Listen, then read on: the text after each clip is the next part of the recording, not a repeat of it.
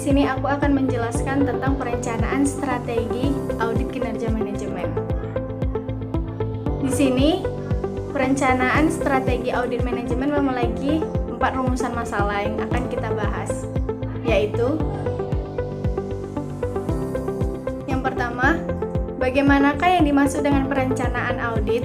Yang kedua, dalam menerima klien dan melakukan perencanaan audit, apa sajakah tahapan-tahapan yang harus dilaksanakan? Yang ketiga, apa sajakah yang harus dilakukan dalam memahami bisnis industri klien? Dan yang keempat, bagaimana strategi audit? Sekarang kita langsung ke pembahasan pertama, yaitu perencanaan audit.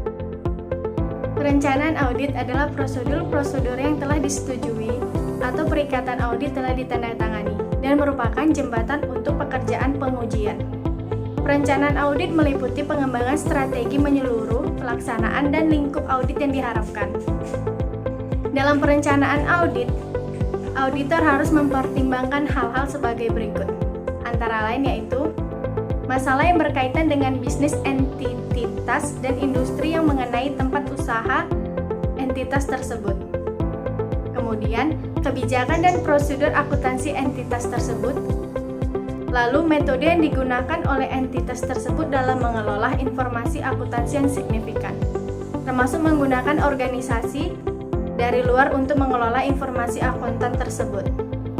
Lalu, tingkat resiko pengendalian yang direncanakan. Kemudian, pertimbangan awal tentang tingkat materialistis untuk digunakan.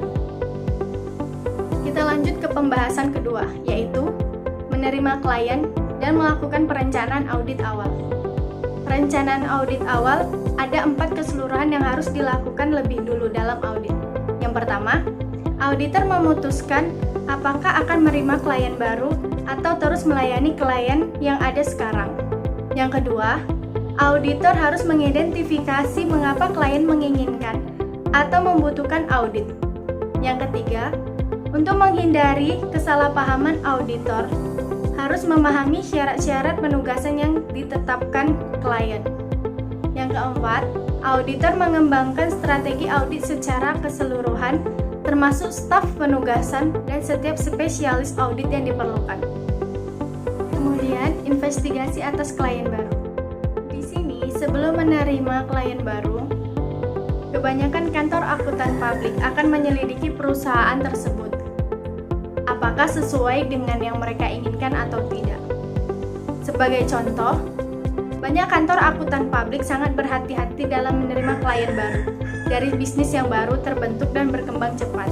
Banyak dari bisnis-bisnis tersebut mengalami masalah keuangan dan membuat kantor akuntan publik akan menghadapi kewajiban potensial yang signifikan. Kemudian, klien yang berlanjut. Setiap tahun, banyak kantor akuntan publik mengevaluasi klien-klien yang ada saat ini, guna menentukan apakah ada alasan untuk menghentikan audit. Konflik yang terjadi sebelumnya menyangkut ruang lingkup audit yang tepat. Kemudian, memilih staf untuk melakukan penugasan.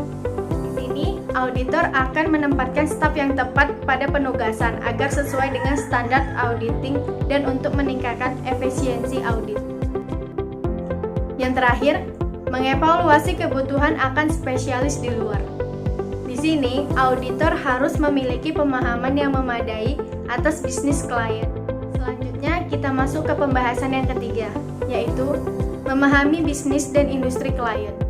Di sini, ada 3 alasan utama untuk mendapatkan pemahaman yang baik tentang industri klien dan lingkungan eksternal. Di antaranya yaitu 1.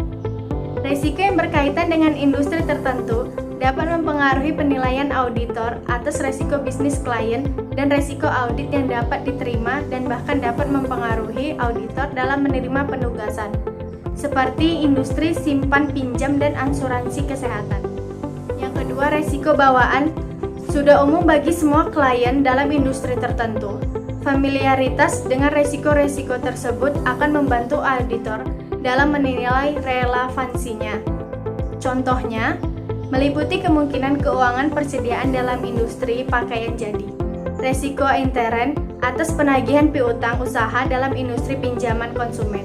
Yang ketiga, banyak industri memiliki persyaratan akuntansi yang unik, yang harus dipahami auditor untuk mengevaluasi apakah laporan telah sesuai dengan standar akuntansi.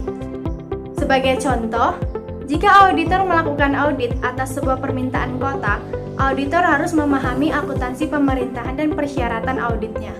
Ada beberapa faktor yang harus dipahami dalam operasi dalam proses bisnis, yaitu 1. Kunjungan ke pabrik dari kantor. Sebuah kunjungan ke fasilitas yang dimiliki klien sangat berguna dan mendapatkan pemahaman yang lebih baik atas operasi bisnis klien.